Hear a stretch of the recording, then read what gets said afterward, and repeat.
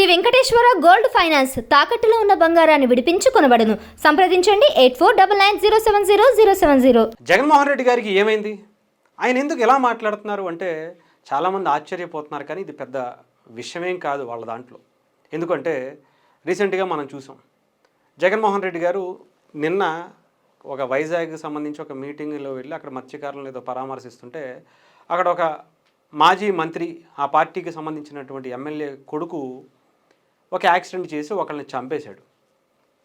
Bike మీద గుద్ది చంపేస్తే ఆ అబ్బాయిని తీసుకువెళ్ళి రెస్పాన్సిబిలిటీగా ఉండేటువంటి ఒక సిటిజన్ కానీ, ఒక మంత్రిగా కానీ, డాక్టర్ అని చెప్తున్నాడు కాబట్టి డాక్టర్గా కానీ ఎవరైనా కానవచ్చు, ఏం చేస్తారు?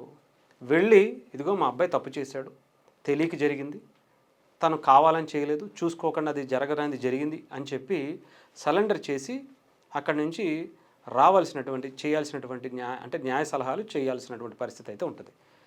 కానీ ఆ సదరు ఎమ్మెల్యే కానీ, మాజీ ఎమ్మెల్యే కానీ, అతను కానీ ఏం చేశారు? ఆ అబ్బాయి కాదు వేరే అబ్బాయి చేసాడు అనేటువంటి ఒక మ్యానిపులేట్ చేయాలనేటువంటి ప్రయత్నం, అంటే సాక్ష్యాలను తారుమారు చేయాలనేటువంటి ప్రయత్నం చేసి ఆ అబ్బాయిని తప్పించాలనేటువంటి ప్రయత్నం చేస్తే దానిని వెనకేసుకొస్తున్నటువంటి జగన్మోహన్ రెడ్డి గారిని కొంతమంది చూసి ఈయనేంటి ఇలా మాట్లాడుతున్నాడు అని ఆశ్చర్యపోతున్నారు. ఇది పెద్ద కొత్త ఏం కాదు జగన్మోహన్ రెడ్డి గారికి, వైఎస్ఆర్సీపీ పార్టీకి. గొడ్డలిపోటుని గుండెపోటుగా చిత్రీకరించినప్పుడే మనకి తెలియాలి. ఆయన ఏదో కొత్తగా ఏదో మ్యానికులేట్ చేస్తారు, ఆయనకి ఇలాంటి విషయాలు అసలు ఆఫ్టర్ ఆల్ జగన్మోహన్ రెడ్డి గారికి ఏదో తెలియక చేశాడు, పిల్లోడు ఒకరిని గుద్దేశాడు, దానికి ఆ అబ్బాయి ఏం చేస్తాడు? ఆ అబ్బాయి మీద కేసులు పెడతారా? ఆ అబ్బాయిని తీసుకెళ్ళి లోపలేస్తారా? దీనికి వైఎస్ఆర్సీపీ మీద ఒక ఏమంటారు అనగదొక్కేందుకే ప్రయత్నం చేస్తుంది అని చెప్పేసి మాటలేంటి? గుద్దింది ఎవరు? చనిపోయింది ఎవరు? దాన్ని మ్యానికులేట్ చేయాలనుకుంది ఎవరు? సాక్ష్యాలను తారుమారు చేసి నిందితుల్ని అక్కడి నుంచి తప్పించాలనేటువంటి ప్రయత్నం చేసింది ఎవరు? ఇవన్నీ పక్కన పెట్టి ఆయన మాట్లాడేటువంటి మాటలు చూస్తుంటే ఈయనే నాయకుడు అండి అని అనుకుంటున్నారు చాలామంది. కాకపోతే నిజంగానే అది జగన్మోహన్ రెడ్డి గారి సిద్ధాంతం. ఒక్క మర్డరే కదన్నా అని చాలాసార్లు ఎవరితోనో అన్నారట.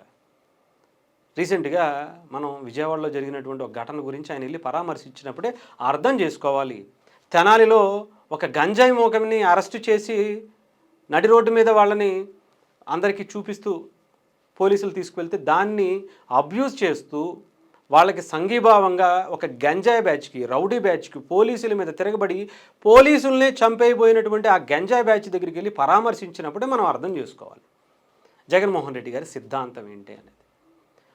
సరదాగా 23 ఏళ్ల పిల్లోడు 24 కేసులు పెట్టించుకుని రౌడీ షీటర్గా ఓపెన్ చేయించుకుని చాలా గొప్ప చరిత్ర ఉన్నటువంటి నేర చరిత్ర కలిగినటువంటి ఆ పిల్లోడి ఇంటికి పరామర్శించేటువంటి వెళ్ళి చిన్నపిల్లోడు ఏదో చేశాడు, చంపేస్తారా మాత్రానా అని మాట్లాడిన దానికి సరదాగా గంజాయి తాగి బీరు తాగి ఆ బీరు బాటిల్ పగలగొట్టి అలా సరదాగా గొంతు కోసి చంపేసినటువంటి ఒక వ్యక్తి దగ్గరికి వెళ్ళి సరదాగా చేశాడండి ఏదో, తెలియక చేశాడండి ఏదో అని మాట్లాడేటువంటి చరిత్ర ఉంటుంది ఆయనకి. అంత గొప్ప హృదయం అయింది. మీరు ఆ హృదయాన్ని మీరు ఆలోచించుకోకుండా ఇలా ఆయన ఏదో చేశారు అని చేశారంటే, చిన్నపిల్లలు ఏదో చేస్తారు, ఒకళ్ళు కాకపోతే 2 చేస్తారు మటర్లు, ఒకళ్ళని గుద్దపోతే 2 గుద్దుతారు రేపొద్దున అనేటువంటిది ఆయనకు ఉన్నటువంటిది. ఆయనకి అలా చేశారు కాబట్టి, ఆయనకి అలా బయటకు వచ్చారు కాబట్టి, ఆయన అలా తిమ్మిని బమ్మిని చేసి ఆయన రాజకీయాలు చేస్తున్నారు కాబట్టి వాళ్ళ పార్టీకి సంబంధించినటువంటి వ్యక్తులు రేపటి నాయకులుగా తయారు చేసేటువంటి పరిస్థితి ఆయనకు ఉంది కాబట్టి ఆ బాధ్యతను ఆయన కాపాడుకుంటున్నటువంటి పరిస్థితిగా చూడాలి. ఎందుకంటే రేపొద్దున ఇప్పుడు ఆ వ్యక్తి ఎవరైతే ఉన్నారో ఒక వ్యక్తి యాక్సిడెంట్ చేసి చంపేశాడు, ఆ అబ్బాయికి ఏమవుతుంది? ఇప్పుడు మా నాన్న ఉన్నాడు కాబట్టి ఇలా నా నాన్నని వాళ్ళ నాయకుడు ఇలా కాపాడుతున్నాడు కాబట్టి అదే అధికారంలోకి వస్తే ఇద్దరిని కాదు 10 మందిని ఒక లారీ వేసుకుని వెళ్ళి గుద్దేస్తాడు, సరదాగా చేశాడని చెప్తాడు, బయటకు వచ్చేస్తాడు. అప్పుడే మా నాన్న వెనకేసుకొచ్చాడు, ఇప్పుడు వెనకేసుకురాడా అనేటువంటి ధైర్యం ఉంటుంది. అప్పుడే వాళ్ళ నాయకుడు చాలా గొప్పగా నా గురించి మాట్లాడాడు, ఇప్పుడు నా గురించి వెనకేసుకురాడా అని చెప్పి ఆ అబ్బాయిని కూడా రేపొద్దున నాయకుడిని చేసి, ఎమ్మెల్యేగా చేసి, మంత్రిని కూడా చేసి, ఇంకొకటి కూడా చేసేటువంటి అవకాశం కూడా వస్తుంది. అంత గొప్ప చరిత్ర కలిగినటువంటి పరిస్థితి కనిపిస్తుంది. ఏదేమైనా కానీ నిజంగా చెప్తున్నాను కదా, ఇలాంటి హృదయం ఉండేటువంటి నాయకుడు నాకు తెలిసి భారతదేశంలో లేరు.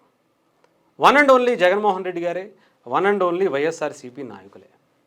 ఒక మటరేగా ఒకరిని గుద్దేస్తే ఏమైంది, తెలియక చేసాడు అనేటువంటి అద్భుతమైనటువంటి ఆలోచన మాటలతో మాట్లాడినటువంటి వ్యక్తుల్ని నేనైతే రాజకీయాల్లో చూస్తారని అనుకోలే, బట్ చూస్తున్నాం.